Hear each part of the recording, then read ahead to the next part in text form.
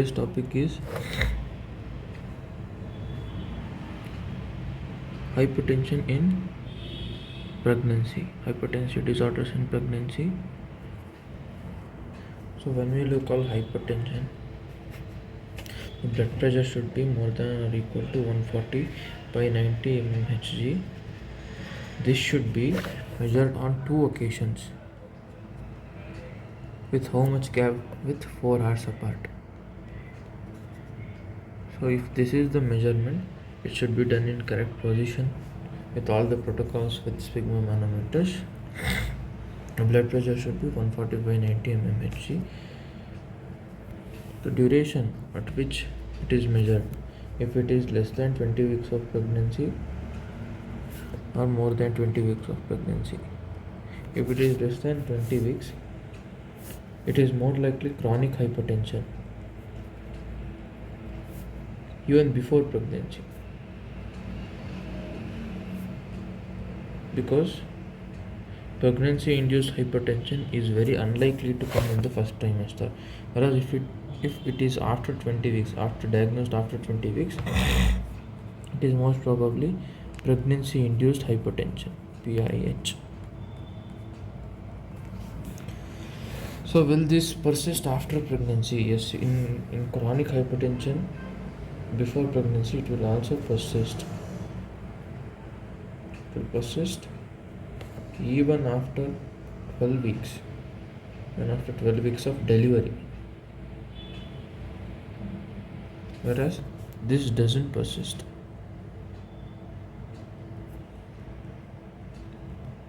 This can be, chronic hypertension can be essential or primary hypertension or secondary hypertension. Primary hypertension, there won't be no end organ damage. In early age, there won't be any end organ damage, no proteinuria is very unlikely. So they will be asymptomatic, whereas secondary most commonly is due to renal pathology. So there can be proteinuria and organ damage in case of secondary chronic hypertension. Whereas in pregnancy induced hypertension, the first type is gestational hypertension, where there is just increase in BP, no proteinuria, no end organ damage, nothing will be there. So the next stage is second one, preeclampsia. Preeclampsia, it can based on duration, it can be early, late,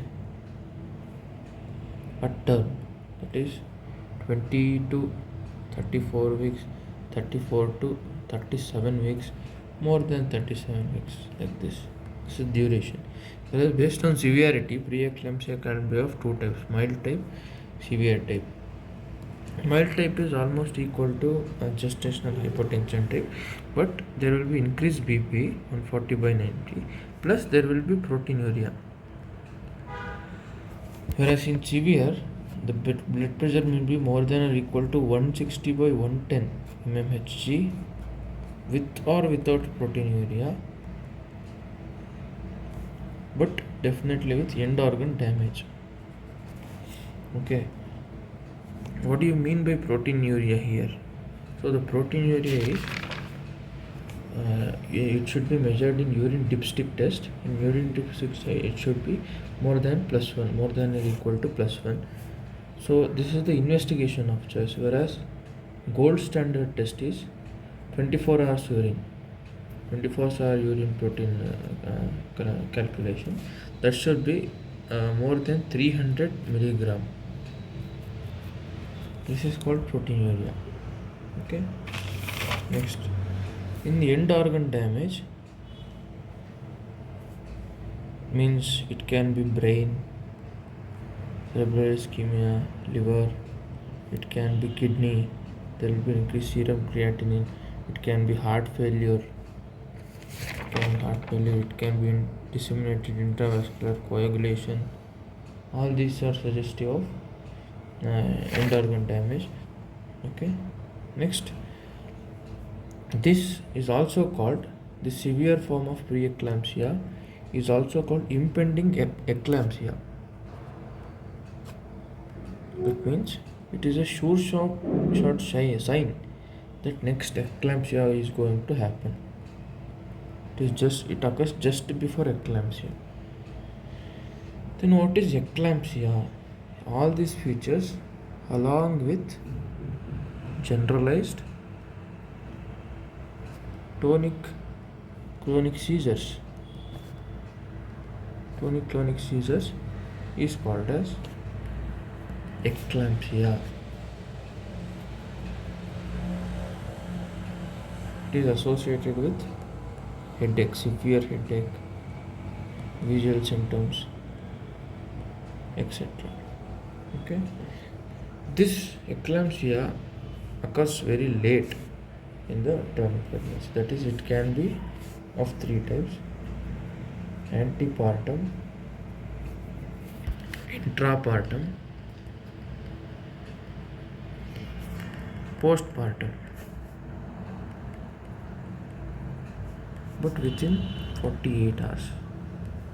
The most common type is antepartum, that is just before delivery. This is the most common type. Remaining are very less common. This is about the definitions of hypertension in pregnancy. So we came across chronic hypertension in pregnancy. Chronic hypertension in pregnancy. In pregnancy induced hypertension, we got to know about gestational hypertension, preeclampsia. In that, mild preeclampsia, severe eclampsia, which is also called as impending eclampsia, and then eclampsia. As this pregnancy induced hypertension, mostly it will be gestational or mild preeclampsia. This vanishes after the delivery. It won't persist in more than 12 weeks of pregnancy. So these are also called, these two are also called transient pregnancy induced hypertension or transient hypertension. Okay, this is about the terminologies. Next, we'll come to the pathogenesis. We'll come to pathogenesis of pregnancy induced hypertension.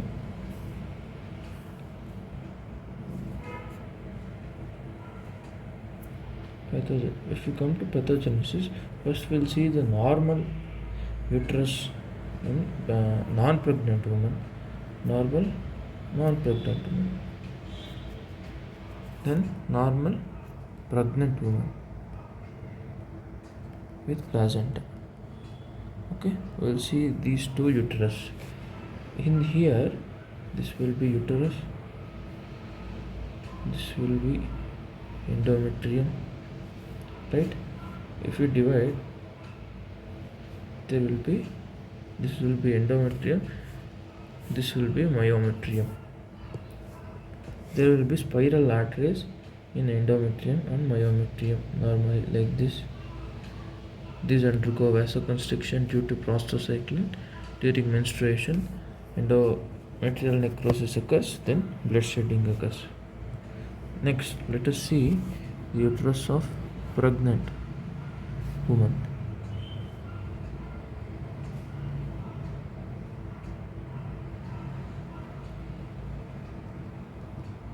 This is endometrium or decidua, where placenta attaches. This is myometrium. Okay, there will be placenta like this.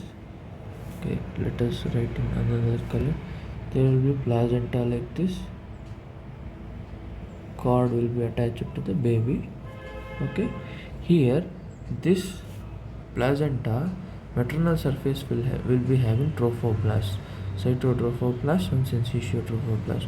There will be villus formation that goes inside this uterus. In between this villus, intervillus space, there will be spiral arteries.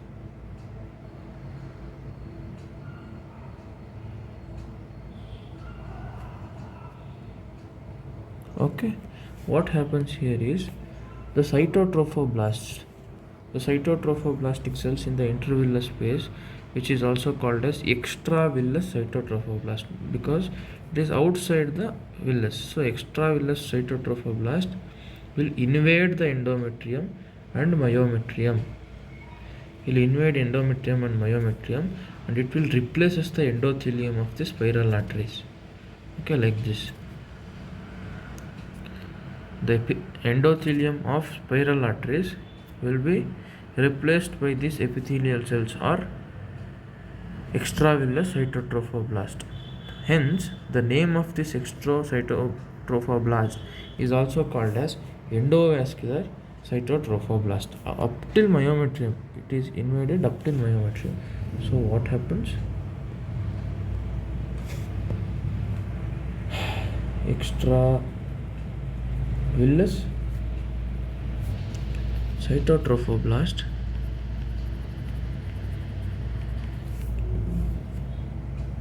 will become endovascular cytotrophoblast. This is called as vascular remodeling of spiral arteries. So what happens here? The epithelial cells, these epithelial cells, these cytotrophoblasts are epithelial cells, will be converting into endothelial cells. So it is also called as pseudovasculogenesis. Pseudovasculogenesis. So what happens? Why does this occur? After this vascular remodeling, they keep the spiral vessels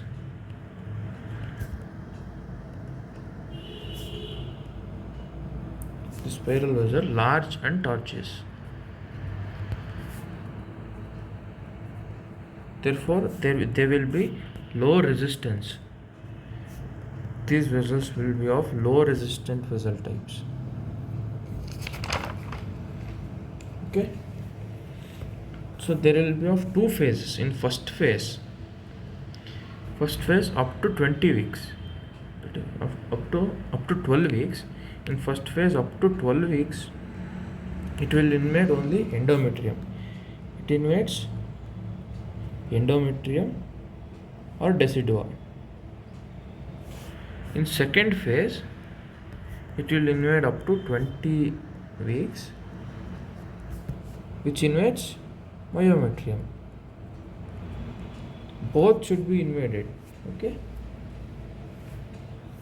Here it keeps vessel tortuous, therefore there will be increased placental blood flow, adequate nutrients. So this is the normal physiology of placenta, endometrium and cytotrophoblast, the spiral arteries. So what is the pathology here? The main pathology that cause pregnancy-induced hypertension is that lies in vascular remodeling. Okay, there will be abnormal. Main pathology here is abnormal vascular remodeling. In specific, there will be defect in the second phase, that is, it doesn't invade myometrium, so that it invades only endometrium. After that, there won't be any large tortuous vein. So what happens? There will be no distension, no vascular distension, so there will be increased vascular resistance. There will be decreased placental blood flow. What happens if there is decreased placental blood flow? It causes placental hypoperfusion and ischemia. What does this do? Okay, there will be two effects. It can affect for baby or fetus, it affects fetus, it affects mother. Okay, what happens to fetus? If there is decreased blood flow, there will be small placenta or placental insufficiency. There will be placental insufficiency. So there can be abruptio placenta. Placenta may abrupt. There can be fetal intrauterine growth retardation due to decreased nutrition. Okay, there will be decreased blood supply to fetus, therefore decrease renal blood supply, renal blood flow. Therefore it causes oliguria. As you know, the renal urine is the main component of amniotic fluid. There will be oligohydramnion in baby. So these are the effect in fetus. In mother, the effects can be due to two reasons. First reason is due to increased vasoconstrictors, SGLT, serum endothelin, all this increases. There will be increase in vasoconstrictors and decrease in vasodilators.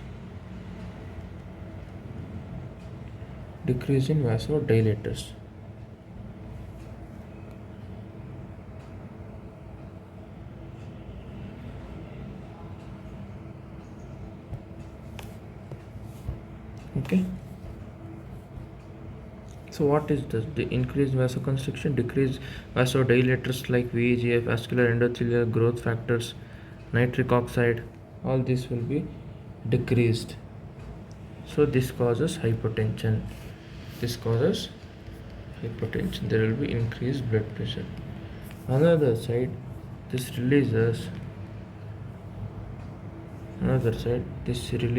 they causes vascular endothelial damage.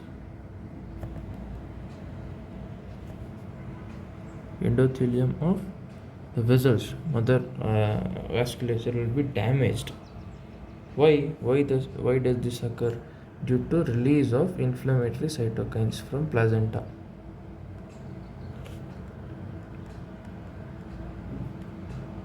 Releases inflammatory cytokine from placenta. Okay, after this, due to this inflammation, there will be decreased prostaglandin I2, that is prostacyclin, which is a vasodilator. There will be decreased nitric oxide, which is also vasodilator. These are vasodilator. But there will be increased thromboxane A2. It is a vasoconstriction. Plus there will be increased thromboplastin, procoagulant, all this occur. Another side, there will be increased capillary permeability. When there is increased capillary permeability, transudation occurs. So there will be edema in the peripheral tissue, whereas inside the vessel there will be hemoconcentration. All this together, what it does, there will be stasis of blood. So the stasis of blood leads to platelet activation plus aggregation, that is primary clotting. First stage of clotting, platelet activation and aggregation. Okay, after that what occurs? There will be this thromboplastin will activate coagulation cascade.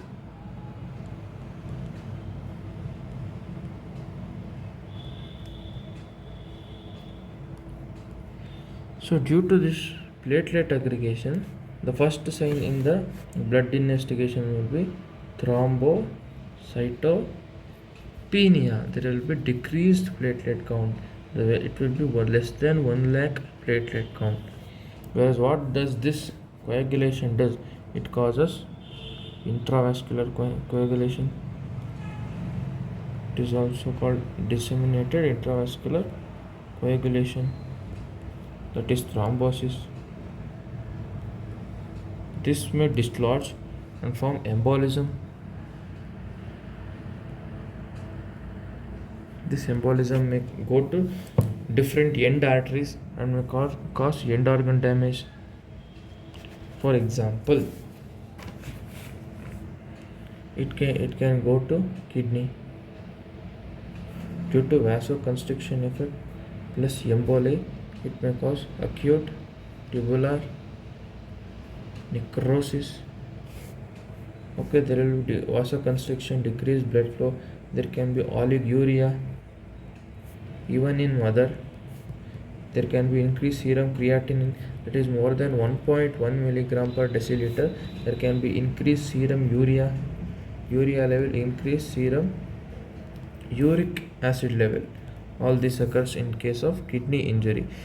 There can be hepatic injury. What happens? Hepatic necrosis occurs. Hepatic ischemia and hepatic necrosis occur. There can be periportal hemorrhages. Periportal hemorrhage, the Glison's capsule surrounding the liver enlarges or stretches. What it does? It causes a symptom, important symptoms, that is right upper quadrant pain or epigastric pain. It is an important symptoms. Along with this, there can be increased enzymes, liver enzymes. Increased liver enzymes. Okay. All this can occur in case of end organ damage. Then after this, it can affect eyes, retina. It causes retinal vasospasm. What does this retinal vasospasm cause? It leads to scotoma. It is a transient scotoma. It is reversible scotoma. It is a reversible scotoma. It can cause retinal detachment sometimes. It may also lead to blindness, hypertensive retinopathy. But it is rare. Papilledema is very rare. Papilledema doesn't occur. Severe hypertensive retinopathy doesn't occur. That is grade 3 up to grade 3 doesn't occur in the pregnancy-induced hypertension. Then it affects heart. What it does? It may lead to heart failure. It may cause coronary artery disease.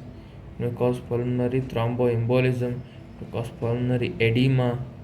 All this can occur. Okay, then it affects brain.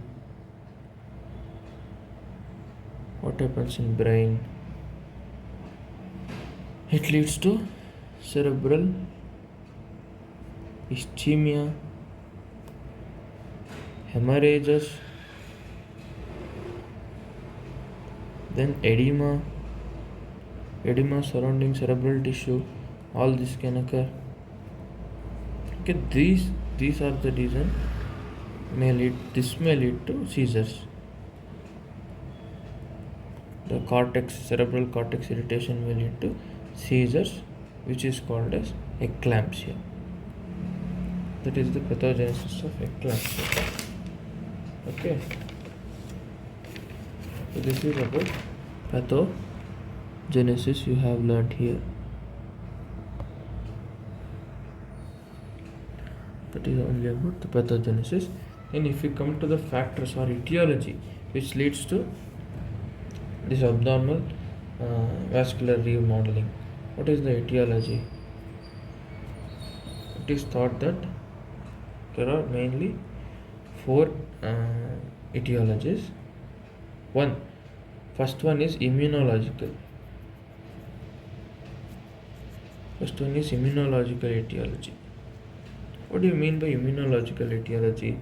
There will be placental tissue. This placental tissue contains maternal tissue and paternal tissue. Invasion of paternal tissue there can be increased genes, paternal genes invading the mother uterus. Okay, mother's uterus. This leads to abnormal increased immunological response. Increased or abnormal immunological response. This leads to immune complex formation. Immune complex formation. This immune complexes goes and deposits. This may deposit on spiral artery, then the renal arteries. This spiral artery, when it is deposited in spiral artery, it doesn't allow vascular remodeling. Therefore, it increases vascular resistance. And even in renal artery, it causes increase in renin secretion. Then this is one etiology. So where and all this can occur? Where there will be increased paternal genes? It can be first and most important, not most common, it is molar pregnancy. Molar pregnancy or polyhydramnios. In these cases, there are high chances of this pregnancy-induced hypertension. Okay. In case of primi gravida, first time the woman is exposed to the paternal genes. So in case of primi gravida, it can occur. If the partner is change in partner, there will be new paternal genes. So again it can occur. If there is very long gap between two pregnancies, for example 10 years, then the tissue may forget these genes and it may cause immunological reactions. So it may cause, it is a mainly immunological problem. So immune disorders like Apla syndrome can also have high risk of this pregnancy induced hypertension. The second is genetic factor. Mother and sister may have pregnancy induced hypertension. It is mainly carried through chromosome number 13. This is enough. Next, environmental factors. In environmental factors,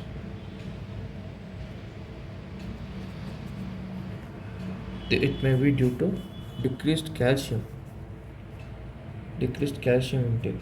So calcium supplements are given in only such cases. Serum calcium should be checked in every patient. Only in cases where there is hypocalcemia, calcium supplements are given. Okay. In case of high BMI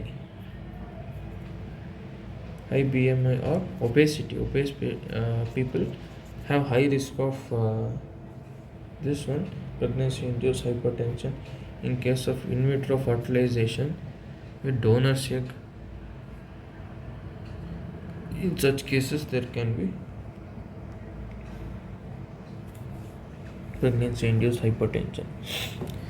So there is one more theory in the etiology called abnormal or altered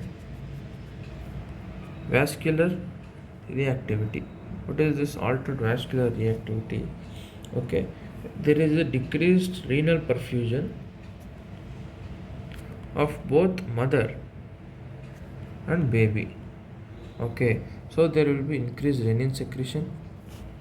Even the placenta, due to placental insufficiency, it secretes renin.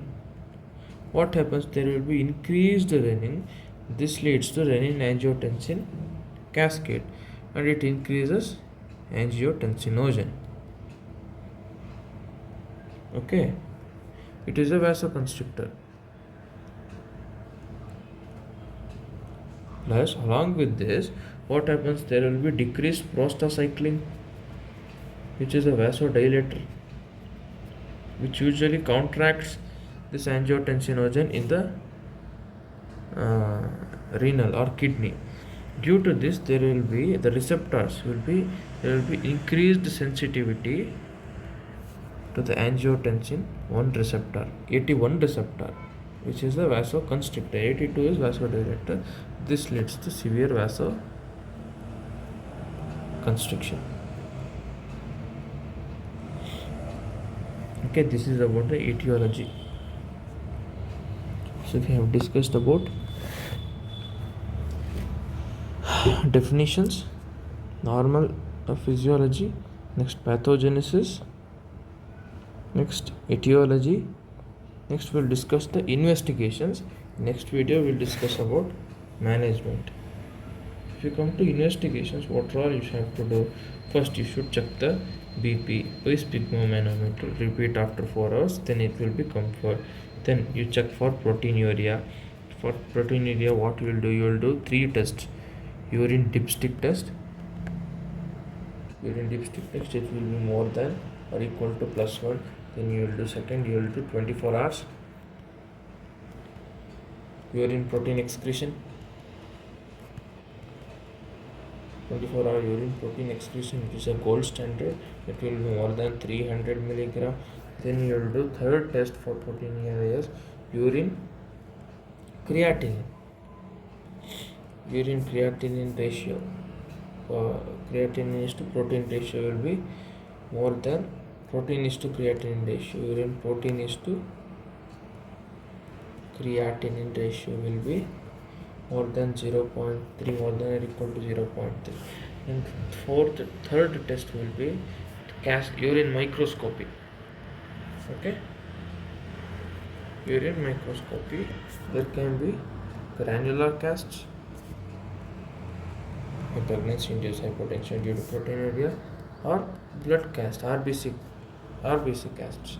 In case of secondary chronic hypertension due to renal etiology, you have ruled out renal causes, so it is confirmed it is a preeclampsia after this test. What are now? You have to rule out end organ damages. You check for end organ damages. You will see for platelet count. It will be less than 1 lakh.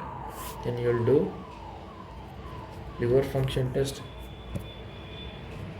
Liver enzymes. You will check for liver enzymes. Then you will do renal function test. GFR, renal enzymes, all those things you will do. The renal perfusion, angiography, you can do Doppler. Then you will check for LDH, then peripheral blood smear. These two are to rule out HELLP syndrome. What is this HELLP syndrome? It is hemolysis. Okay, hemolysis, then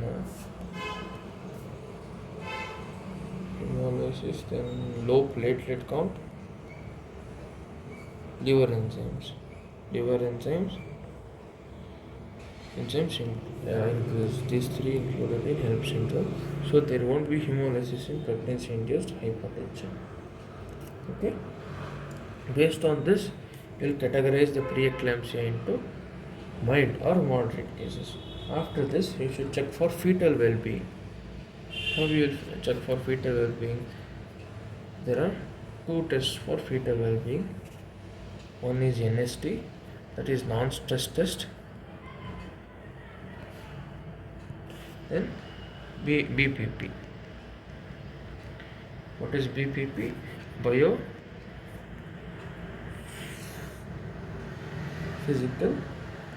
profile. Okay. In case of mild preeclampsia and severe preeclampsia, this fetal well-being test should be repeated weekly in mild, daily in severe cases. Okay, you should also do ultrasonography, fetal ultrasonography. This should, in case of mild cases preeclampsia, you have to do every 4 weeks, whereas in case of severe preeclampsia, you have to do every 2 weeks. Okay. Along with this, last investigation is patient's weight gain. if the patient is admitted, you have to check weight gain for daily, because there can be sudden weight gain in case of preeclampsia. So all and along with this, most important is ophthalmoscopy. You see retinal changes. Okay, retinal changes, you have to see ophthalmoscope. All these are problem is due to vascular remodeling, abnormal placenta. Okay, all this pathogenesis is due to abnormal placenta. Abnormal placenta itself leads to abnormal vascular remodeling. So what to do? Remove this placenta. Remove placenta. How will you remove this placenta? By delivering the baby. How will you deliver? If there is no labor pain, you will induce labor. So induction of labor is the treatment of choice in pregnancy induced hypertension. So when will you induce? Based on severity, you will induce in the different time. That we'll discuss in the next video. Thank you.